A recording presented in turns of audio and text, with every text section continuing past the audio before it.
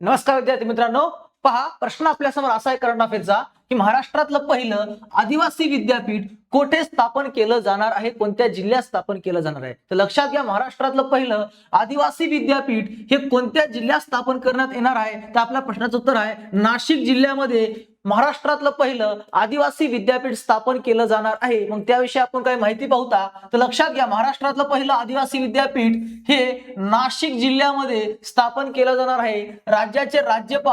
राज्याचे तत्कालीन राज्यपाल CP राधाकृष्णन, जे आता भारताचे उपराष्ट्रपती बनलेले आहेत, जेव्हा ते आपल्या महाराष्ट्राचे राज्यपाल होते तेव्हाच त्यांनी नाशिक येथे स्वतंत्र विद्यापीठाची घोषणा केली. यात 80% जागा, लक्षात घ्या, यामध्ये 80% जागा या विद्यापीठामध्ये या आदिवासी विद्यार्थ्यांसाठी राखीव असतील, म्हणूनच त्याला आदिवासी विद्यापीठ म्हणलंय. कारण त्यांच्यासाठी आपण स्थापन केलंय, तर सर्वात जास्त जागा त्यांच्यासाठी आरक्षित असतील, 80% आदिवासी विद्यार्थ्यांसाठी. या विद्यापीठात बालवाडीपासून ते पदव्युत्तर स्तरापर्यंत शिक्षण उपलब्ध करून दिलं जाईल. अशा प्रकारे आदिवासी विद्यापीठ नाशिक जिल्ह्यामध्ये स्थान नाशिकमध्ये ह्याचं असणार आहे. नाशिक आदिवासी समाजाचे मुख्यालय असल्याच्या जागेची निवड, त्या जागेमध्ये त्यांची निवड केलेली आहे. वैशिष्ट्य 80% जागा या आदिवासी विद्यार्थ्यांसाठी आणि 20% जागा बाकी इतर प्रवर्गातील विद्यार्थ्यांसाठी असतील. आदिवासी विद्यार्थ्यांचा उच्च दर्जाचे शिक्षण, अभियांत्रिकी, IT क्षेत्रात त्यांचा विकास करणे या उद्देशानं या विद्यापीठाची स्थापना केली जाणार आहे.